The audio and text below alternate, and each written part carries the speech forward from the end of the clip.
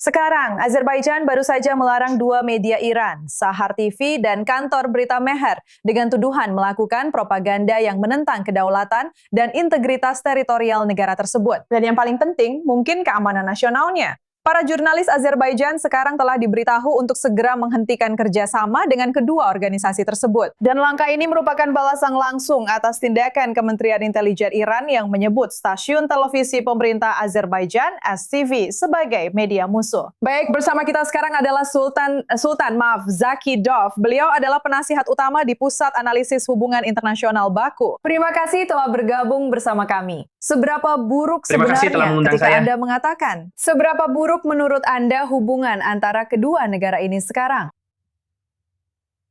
Jadi, secara umum, jika Anda melihat sejarah hubungan antara Azerbaijan dan Iran, terutama setelah Perang Karabakh kedua, 5 atau 6 tahun terakhir, sejarahnya cukup bisa dibilang penuh gejolak dengan pasang surut.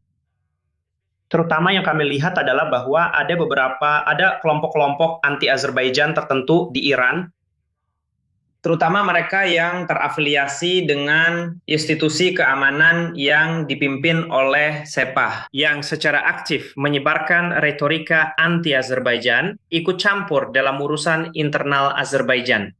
Dan pertama-tama kita harus menyebutkan sejumlah media yang berafiliasi dengan Iran, kantor berita seperti Tasnim, kantor berita Mehr, Sahar TV.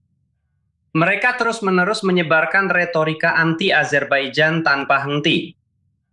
Dan pada saat yang sama, yang kami lihat adalah bahwa kelompok-kelompok tertentu di Iran, beberapa dari mereka, terutama yang terkait dengan sistem keamanan, yakni Sepah, mereka telah menjadi semacam, mereka belum mampu mencerna realitas geopolitik yang diciptakan oleh Azerbaijan setelah Perang Karabakh kedua. Dan hubungan semakin tegang setelah aksi teror yang terjadi pada Januari 2023 terhadap kedutaan Azerbaijan di Teheran.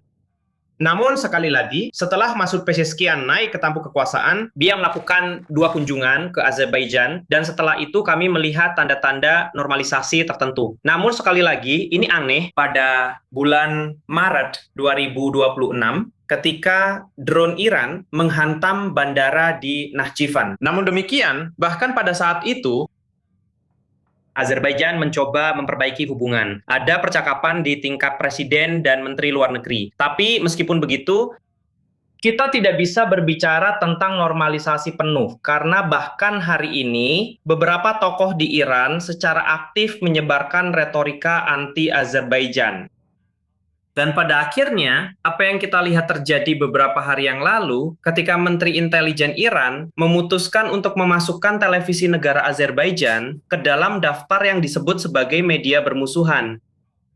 Namun pada kenyataannya, televisi negara Azerbaijan tidak pernah secara aktif terlibat dalam, katakanlah, propaganda anti-Iran. Ada sejumlah program yang disiarkan oleh stasiun televisi ini, di mana para ahli dari berbagai latar belakang berkumpul. Mereka, katakanlah, mengungkapkan pendapat mereka, tapi itu tidak ada hubungannya dengan tentang campur tangan yang disengaja dalam urusan internal negara lain. Sekarang Azerbaijan telah, Anda tahu, memposisikan dirinya sebagai negara yang bersekutu dengan Barat, sambil tetap menjaga hubungan yang kompleks dengan Rusia dan Iran. Apakah pelarangan media Iran merupakan keputusan tegas untuk memihak salah satu pihak? Dan apa risiko bagi Baku jika Teheran memutuskan untuk merespons lebih dari sekedar penetapan media ini dan lebih dari satu serangan yang kita lihat itu?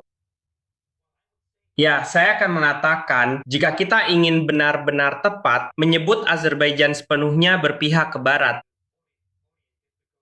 karena Azerbaijan telah berusaha menjalankan kebijakan multifaktor yang bertujuan untuk menjalin hubungan baik dengan semua negara, dengan semua kutub, tanpa, katakanlah, memihak pada satu kutub saja. Dan Azerbaijan terletak di wilayah geopolitik yang cukup kompleks, di mana di satu sisi ada Rusia, ada Iran, dan kemudian ada beberapa negara pesaing lainnya. Jadi oleh karena itu, kebijakan multifaktor yang seimbang akan menjadi yang paling pragmatis. Terkait dengan Iran, saya harus mengatakan sekali lagi bahwa di Iran yang kami lihat adalah ada fragmentasi tertentu di kalangan elit kekuasaan, dan tidak ada pendapat serta pendekatan yang sama terhadap terkait kebijakan luar negeri dan kebijakan keamanan negara. Di satu sisi, kami melihat beberapa tanda positif dari tokoh-tokoh seperti Masud Pezeshkian, Abbas Araghchi, dan lainnya. Namun di sisi lain, kami melihat adanya kelanjutan retorika anti-Azerbaijan dari institusi-institusi yang berafiliasi dengan keamanan, yang dipimpin oleh Sepah, Menteri Intelijen, dan sebagainya. Jadi kita melihat adanya perpecahan yang jelas di kalangan elit kekuasaan Iran. Oleh karena itu,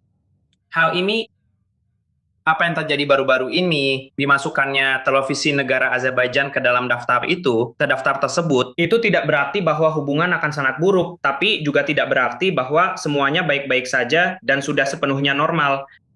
Kami berharap hambatan-hambatan ini dapat diatasi dan hubungan akan dinormalisasi secepat mungkin. Baiklah, saya ingin mengucapkan terima kasih banyak karena telah bergabung bersama kami, Sultan. Suatu kehormatan bagi saya, terima kasih telah mengundang saya.